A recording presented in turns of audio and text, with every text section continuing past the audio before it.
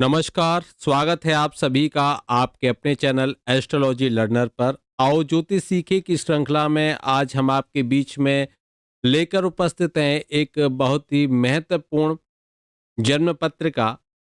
इस जन्म पत्रिका में जातक के प्रश्न हैं कि क्या वह विदेश यात्रा कर पाएगा।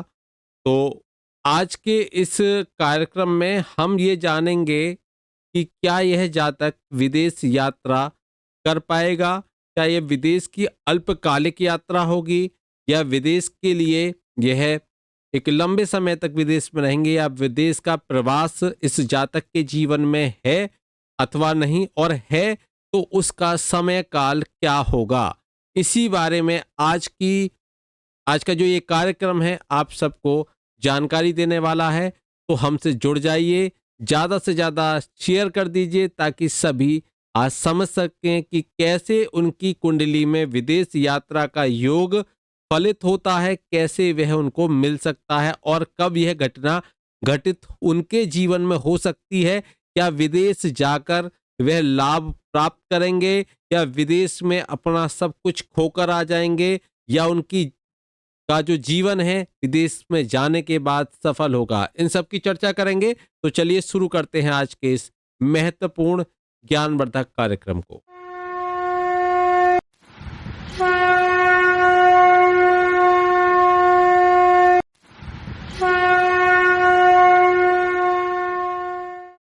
हमारे सामने ये एक जन्म पत्रिका है जो हमारे चैनल के एक दर्शक हैं, उनकी रिक्वेस्ट थी कि उनके जन्म पत्रिका का मैं विश्लेषण करूं। यहाँ पर मैं नाम को हटा देता हूं कि नेपाल से जन्म पत्रिका हमारे पास में आई है।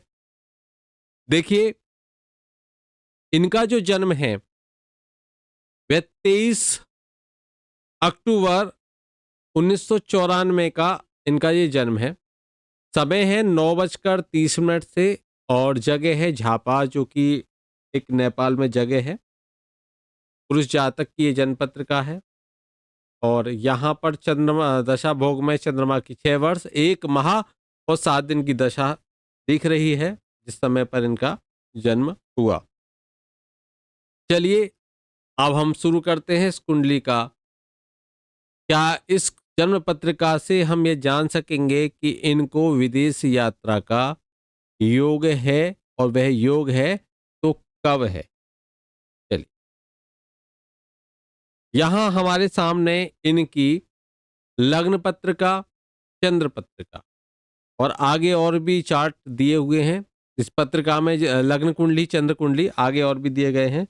देखिए, मैं आपको आज विदेश यात्रा के बारे में कुछ इस जन्म कुंडली के माध्यम से जानकारी दूंगा कि यदि व्यापार की बात करें या शिक्षा की बात करें, आज के समय काल में हर किसी की इच्छा है कि वो विदेश जाए, क्योंकि और विदेश जाना पहले की अपेक्षा आसान भी हो गया है। पहले इतना आसान नहीं था विदेश, और पहले तो अपने आप जहाँ रहते हो, क्योंकि जो जनपद हुआ करते थे, गृह जनपद जो होते थे, वहीं का एक शासक होता था। तो आप दूसरे राजा के क्षेत्र में जा रहे हो तो वह आपके लिए विदेश होता था। मुख्य रूप से समुद्र यात्रा करना हम विदेश के रूप में देखते हैं। होने को तो जैसे इंडिया से हम बात करें तो नेपाल भी क्या है, विदेश ही है। अब कल को नेपाल अगर भारत का हिस्सा होता तो वह भी भारत में गिना जाता, तो फिर वह विदेश नहीं होता। ऐसे पहले समय में जैसे कि भारत के अंदर भी बहुत सारे अलग अलग राजा हुआ करते थे, तो वहां पर एक राजा की प्रजा यदि किसी दूसरे राजा के यहाँ कहीं व्यापार करने चली जाए तो वह उसके लिए परदेश या विदेश था। यह बात आपको स्पष्ट हो गई होगी कि आजकल ग्लोबलाइजेशन हो चुका है, ठीक है, वैश्वीकरण हो चुका है, तो उससे बहुत आसान हो गया है लोगों को विदेश जाना, और इसलिए विदेश की यात्राएं भी सुगम हो गई। लेकिन कितनी ही सुगम हो जाएं, अगर आपके जीवन में विदेश यात्रा का योग नहीं है तो वह संभव नहीं है कि आपको विदेश जाना हो। अब विदेश जाने के भी कई रीजंस हो सकते हैं। कुछ एजुकेशन लेने जाते हैं, कुछ ट्रेड करने या व्यापार करने, कुछ घूमने के लिए जाते हैं, चलो छुट्टियां मना के आते हैं, मॉरिशस चले गए, सिंगापुर चले गए, थाईलैंड चले गए, कुछ लोग देशाटन के लिए जाते हैं। किसी किसी का विवाह विदेश से होता है, विदेश गए, विवाह के लिए गए विदेश, चलो विवाह कराए। कुछ का सरकारी डिपार्टमेंट में है, कुछ ऐसा काम आया उसकी वजह से उन्हें विदेश जाना पड़ा। तो विदेश यात्रा के भी कई कारण हैं, लेकिन आपके जीवन में अगर वह यात्रा लिखी है तभी वहां पर आपको मिलेगा। तो कैसे देखें हम? सप्तम भाव, अष्टम भाव, नवम भाव और द्वादश भाव, विशेष रूप से कौन सा भाव? अगर हम देखें तो सप्तम भाव, ये सप्तम भाव है, अष्टम भाव, नवम भाव और द्वादश भाव, विशेष रूप से ध्यान दीजिए, इनका संबंध विदेश यात्रा से है। और राहु जो है विदेश यात्रा के कारक होते हैं। राहु कौन होते हैं? विदेश यात्रा के कारक। विदेश यात्रा का उद्देश्य का जो निर्धारण है, जो भाव है, भावेश के द्वादश भाव या द्वादेश के साथ, इनके जो भाव के जो जितने मैंने बताए, सातवां भाव, आठवां भाव, नौवां भाव, 12वां भाव, इनके भावेश या तो 12th हाउस के लॉर्ड के साथ में कहीं युति करते हैं या 12th हाउस में बैठ जाते हैं, दृष्टि युति हो जाए, बैठ जाए, दृष्टि संबंध बन जाए, कुछ भी हो जाए। साथ ही साथ 5th हाउस के लॉर्ड जो पंचम भाव है, पंचमेश, अगर पंचमेश का संबंध 12th हाउस से हो जाए, द्वादश भाव से हो जाए, या फिर द्वादश के साथ हो जाए, तो यह स्थिति शिक्षा के लिए विदेश यात्रा दिखाती है। एजुकेशन के लिए आप जाओगे, या आप मान के चलो आप नहीं गए एजुकेशन के लिए, तो आप वहां जाओगे और वहां जाकर आपको कुछ ऐसा पता चला ये एजुकेशन तो यहाँ बहुत अच्छी है, आप वहां जाकर वह शिक्षा ले लो, ऐसा होता है। तो पंचमेश का दसम भाव के साथ व्यवसाय का और सप्तम के साथ जो संबंध है वो विवाह दिखाता है। किसका? पंचमेश का। अगर पंचमेश दसम भाव के साथ में हो जाए, अब देखिए यहां ध्यान से देखिए, दसम भाव के साथ, अब आपको स्थितियां, ये विदेश यात्रा की जन्म पत्रिका है, अब देख लीजिए इसमें स्थिति स्पष्ट।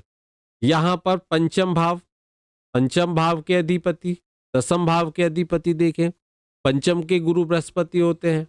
पहली स्थिति हम बताएं कि पंचमेश का संबंध किससे हो जाए? 12th हाउस के लॉर्ड से, और 12th हाउस के लॉर्ड शुक्र और तुला राशि बैठती है, और गुरु स्वयं पंचमेश यहां जाकर बैठ गए। ठीक है। दूसरी बात, दूसरा हमारा सूत्र कहता है कि पंचम भाव का अधिपति यदि किसके साथ चला जाए, पंचम भाव का अधिपति यदि कहां? दसम भाव के अधिपति के साथ हो जाए, तो उसका क्या अर्थ है? उसका अर्थ है कि यदि पंचम भाव के अधिपति का संबंध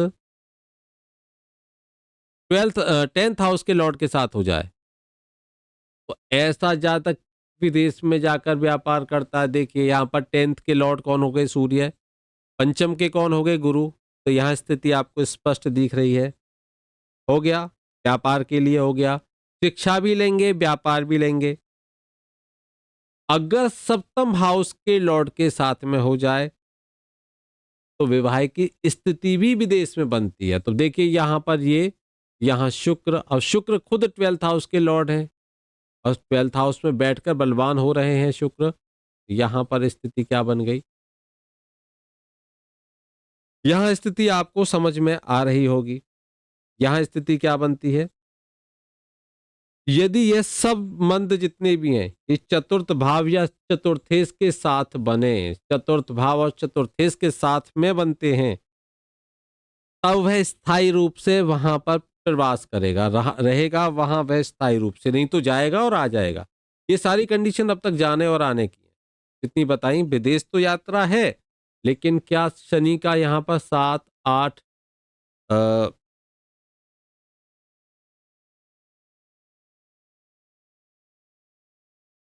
यहाँ देख, 7, 8, 9, 10 लग्न के साथ तो बनता है, लेकिन यहां इसका संबंध नहीं बनता। लेकिन पंचमेश का क्या संबंध यहाँ बनता है, देखिए दृष्टि देख लीजिए, 1 2 3 4 5, तो कुछ समय ये बिताएंगे, अधिक समय तो ये नहीं बिताएंगे विदेश में, कुछ समय ये बिताएंगे। और एक बात और बता दूं कि यदि नवम भाव या नवमेश का संबंध किसी भी तरीके से द्वादश या द्वादेश से हो जाए, तो ऐसा घूमने के लिए जाता है। अब देखिए यहां पर, देखिए यहां क्या है, यह चंद्रमा कौन हो गए, नवम भाव के अधिपति, और यहां पर जो सप्तमेश है वही द्वादेश है, जो सप्तमेश है वही द्वादेश है, तो विदेश का तो पूरा पूरा योग यहाँ पर जन्म पत्रिका में दिख रहा है। एक बात और समझ लीजिए, हम आगे बढ़ते जाएंगे, अभी लग्न चार्ट को ही हम देख रहे हैं, बाकी हम देखेंगे कितना क्या जाके वहां सुख मिलेगा दुख मिलेगा, उसकी बात हम बाद में करेंगे। पहले हम देख लेते हैं एक, क्योंकि राहु कारक है इस भाव के, राहु कारक है इस भाव के। अब राहु यदि 12th हाउस में, या फिर भाग्य भाव 9th हाउस में, या फिर अष्टम भाव में, या फिर सप्तम भाव में बैठ जाए, तो ये विदेश यात्रा के लिए बहुत महत्वपूर्ण है, विदेश यात्रा होती है।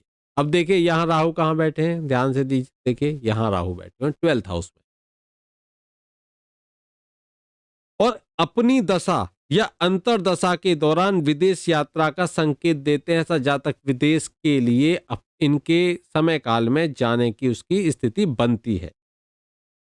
चतुर्थ भाव में अगर देखें तो चतुर्थ भाव भी विदेश यात्रा या विदेश के प्रवास का भाव है, क्योंकि जातक का जो घर है या मातृभूमि है उसका कारक है। और यदि चतुर्थ या चतुर्थेश, ये इस भाव की हम बात कर रहे हैं, चतुर्थ या चतुर्थेश द्वादश भाव में किसी चर राशि में स्थित हो जाए तो विदेश यात्रा और वहां अल्प प्रवास का संकेत है। लेकिन स्थिर राशि में हो तो अल्प का नहीं है, दीर्घ का है।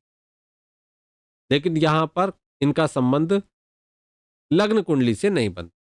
अब देखिए क्या इसका संबंध कहीं भी किसी भी प्रकार से चंद्र कुंडली से बनता है, तो यहां सूर्य होते हैं, लेकिन सूर्य का दृष्टि संबंध यहां पर हो जाता है किससे, 12th हाउस,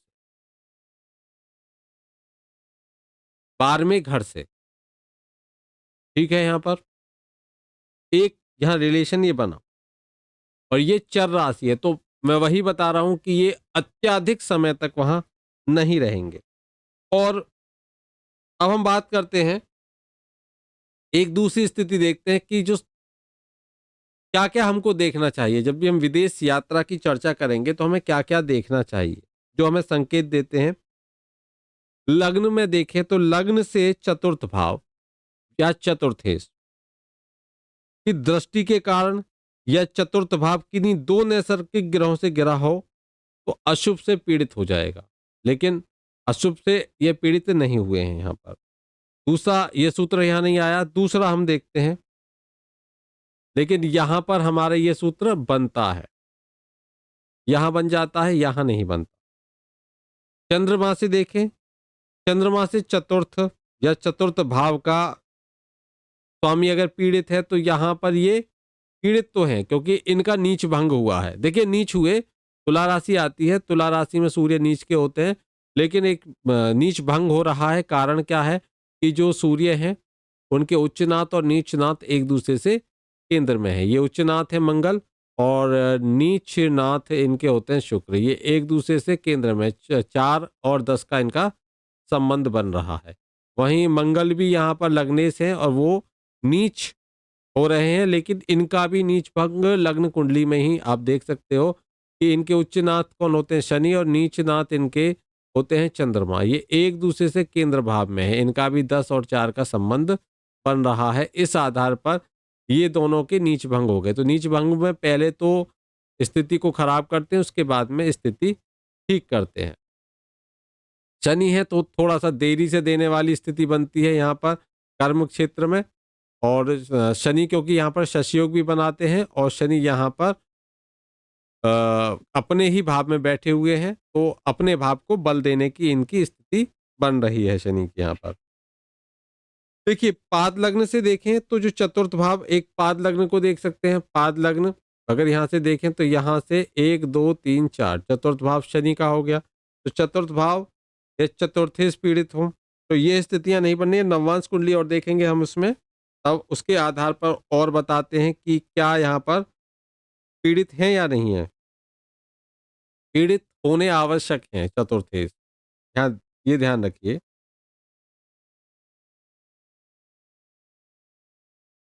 नववांश कुंडली हमें मिल गई। नववांश कुंडली में देखें तो नववांश कुंडली के फोर्थ हाउस को हम देख, चौथे भाव।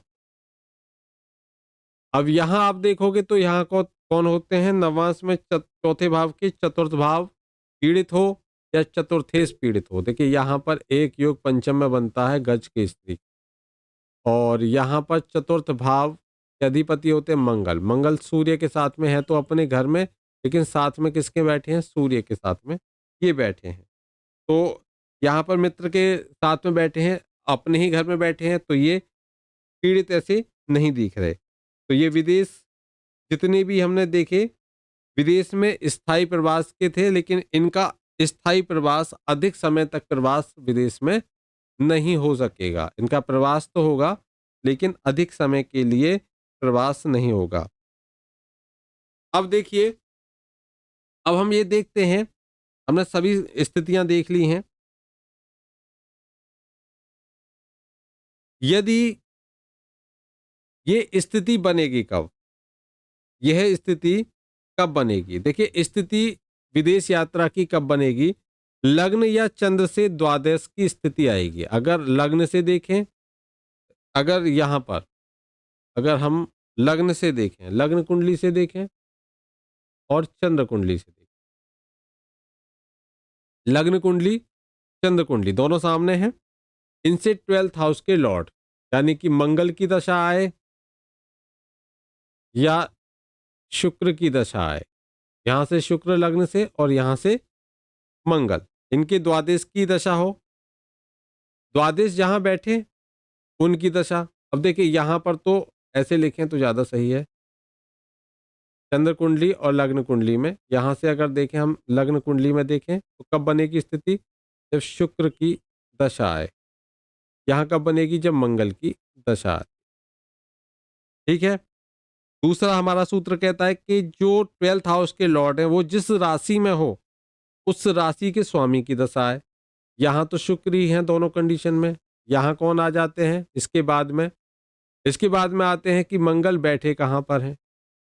मंगल अगर हम यहाँ पर देखें तो मंगल बैठे कहाँ पर हैं, मंगल बैठे हैं चंद्रमा के घर में। तो यहाँ पर चंद्र की दशा, अंतरदशा या दशा में चंद्र हो, अंतरदशा में मंगल हो, कुछ भी हो। उपपाद भाव की बात करें तो जो उपपाद भाव है उसकी अगर हम बात करें तो वो द्वादश भाव से, द्वादश कहाँ स्थित है इसके आधार पर हम देखते हैं। द्वादश भाव से द्वादश कहाँ, तो पहले करते तो यानी कि लग्न आ जाएगा।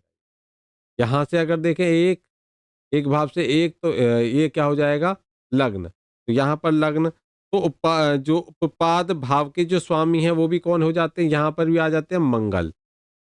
यहाँ कौन आ जाते हैं, यहाँ पर देखें तो जो 12th हाउस है उसके स्वामी मंगल कहाँ पर बैठे हुए हैं, मंगल यहाँ 1 2 3 4, फिर यहाँ से आगे गिनेंगे 1 2 3 4, मतलब शुक्र, मतलब शुक्र।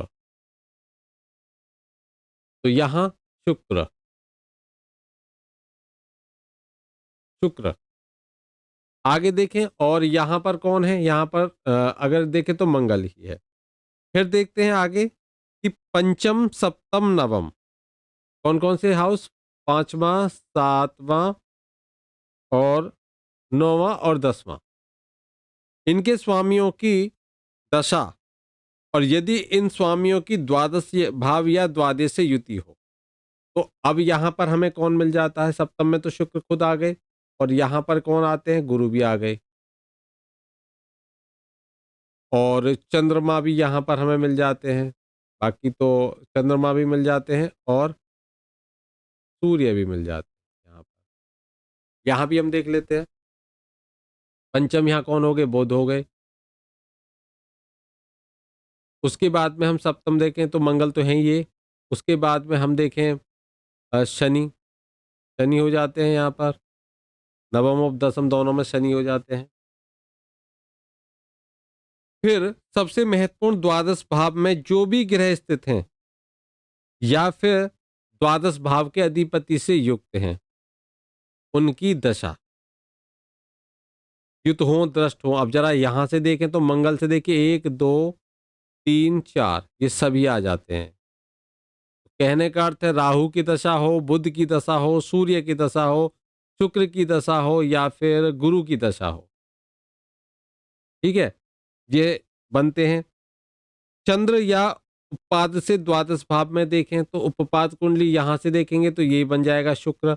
और यहां से हम देखें, यहां से 1 2 3 4 1 2 3 4 यहां से 12th अगर को हम मान लें लग्न, तो यहां से लग्न इससे जो कौन हो गया यहाँ पर 6 यानी कि बुध।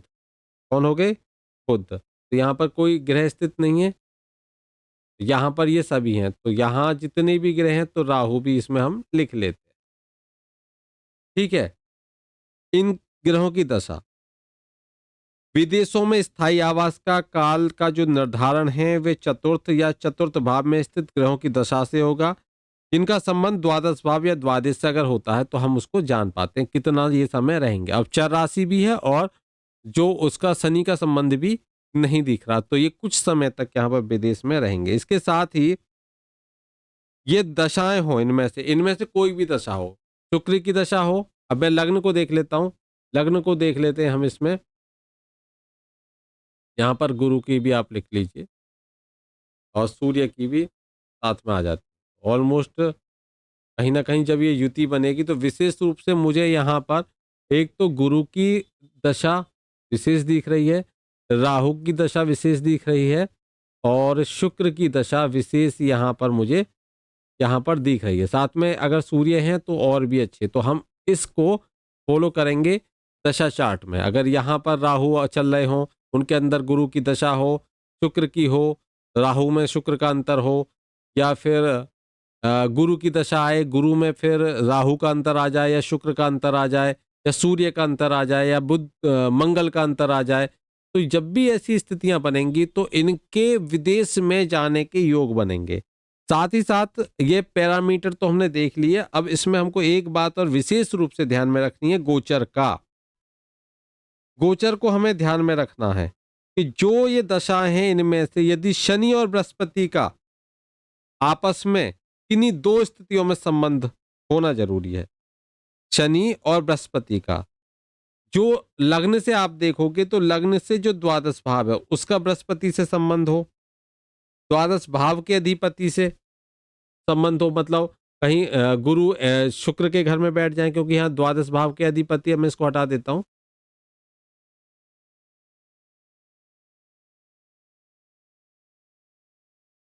द्वादश भाव के अधिपति या उपपाद भाव से हो जाए या उपपाद भाव से द्वादश भाव या द्वादेश का, या चंद्र से द्वादश या द्वादेश में बृहस्पति या शनि आ जाए, तब यह स्थिति बनेगी। अब मैंने आपको बता दिया कि यहाँ पर तो शुक्र ही बनते हैं, उसके यहाँ बुध बन जाते हैं द्वादश भाव के। तो बुध की स्थिति या बुध की आप समझ पा रहे होगे। देखिए यहाँ पर आप समझ लीजिए, जब बुध की स्थिति में बुध हो और वहां पर उनकी राशि में गुरु आए। अब मैं यहाँ पर गोचर में हम चलते हैं। देखिए बुध इनके अस्त और वक्री हैं और ये हम दशा चार्ट को देखेंगे। यहाँ से हम देखिए चंद्र तो लग्न यहाँ से देख लेंगे गोचर का, यहाँ देख के, और यहाँ से हम देख लेते हैं कि इनके बृहस्पति कहाँ चल रहे हैं, बृहस्पति या शनि किस भाव में बैठे हैं। अब देखिए यहाँ गोचर से जो गुरु हैं वो मेष राशि में परिवर्तन करके यहाँ आ जाएंगे जल्दी ही, मई से आ जाएंगे, मई 2024 से। एक तो ये हो गए गुरु, दूसरे कौन हो गए? शनि। शनि को देखिए आप, शनि कहाँ है? शनि कुंभ राशि में ही विराजित, शनि कुंभ राशि में ही यहाँ पर बैठे हुए हैं। ये दोनों स्थितियां हमें देख ली। चंद्र लग्न से देखें तो चंद्र लग्न से अगर हम देखें तो शनि कहाँ बैठे हुए हैं इनके, देखिए गुरु द्वादश भाव में बैठे हुए हैं और शनि बैठे हुए हैं दसम भाव में चंद्र लग्न से।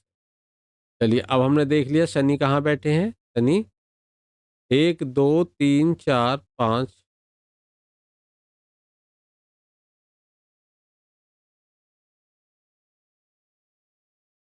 अब यहां पर शनि का देखें हम तो शनि का जो संबंध है वो किसके साथ में बने, वो द्वादश भाव के साथ में बने। द्वादश भाव के साथ में शनि का संबंध क्या बनेगा, शनि तो ऐसी समझ लीजिए जैसे यहाँ बैठे हुए हैं।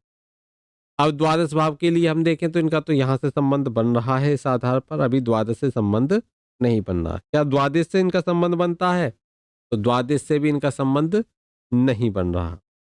उपपाद को देखें लग्न चार्ट के आधार पर, उपपाद के आधार पर मंगल से, हाँ जी यहाँ इनका ये संबंध बन रहा है, शनि का यहाँ संबंध बन रहा है।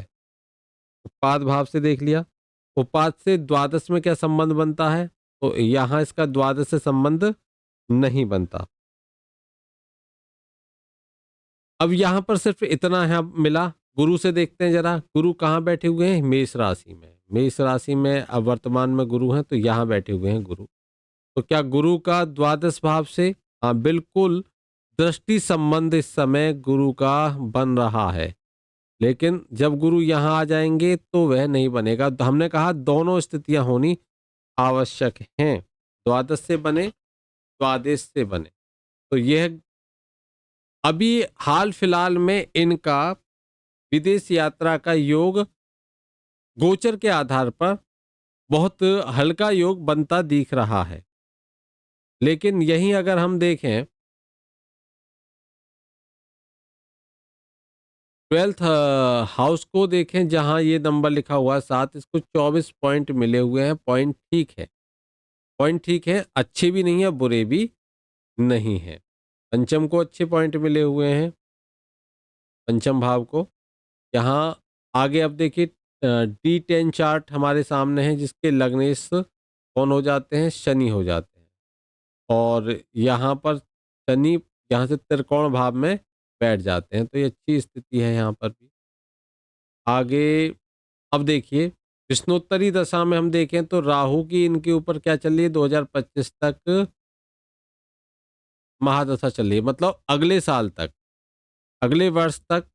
और अगर हम राहु में अंतर देखें तो हमने क्या कहा, राहु में अगर गुरु का अंतर ये नहीं बना इनका, तो यहाँ अभी इनका सिर्फ मन बन रहा है। और ये 2024 में चंद्रमा की स्थिति है राहु में, चंद्रमा की राहु में स्थिति। लेकिन जब ये मंगल में स्थिति, क्योंकि ये लग्नेश है तो यहाँ, और मैंने यहाँ मंगल का भी बताया, तो मंगल में बन सकता है इनका एक। तो 30 के आसपास भी इनका एक योग बनता है।